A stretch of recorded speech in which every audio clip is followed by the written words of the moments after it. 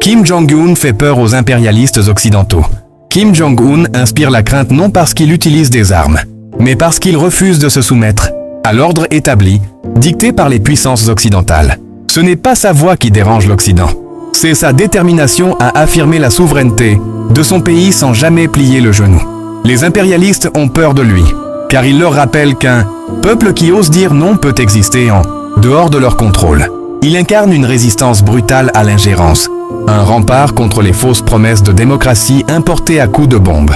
Kim Jong-un n'essaie pas de séduire l'Occident, il lui tient tête. Et c'est précisément cela qui dérange les puissances dominantes.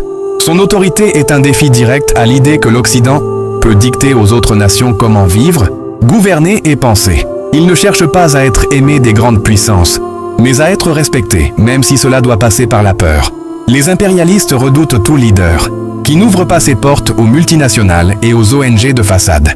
Kim Jong-un effraie parce qu'il ne dépend d'aucune aide étrangère, d'aucune validation extérieure, d'aucun ordre venu d'ailleurs.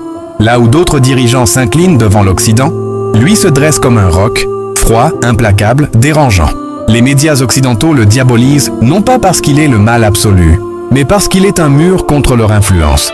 Chaque mot qu'il prononce est une gifle à ceux qui pensent que seul l'Occident peut définir la paix, la liberté ou le progrès. Il ne promet pas un monde parfait, mais un monde libre de domination étrangère. Et cela suffit pour faire trembler les puissants. Kim Jong-un rappelle aux grandes puissances que tous les peuples ne sont pas à vendre, que tous les dirigeants ne sont pas des marionnettes. Ce qu'ils appellent dictature est parfois simplement une indépendance qui leur échappe, une force qu'ils ne contrôlent pas.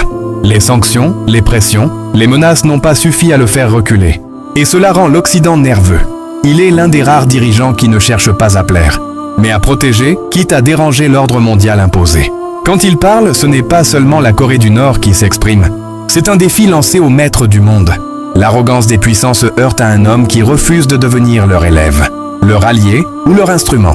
Kim Jong-un ne les effraie pas parce qu'il est un monstre, mais parce qu'il prouve qu'on peut leur résister et survivre.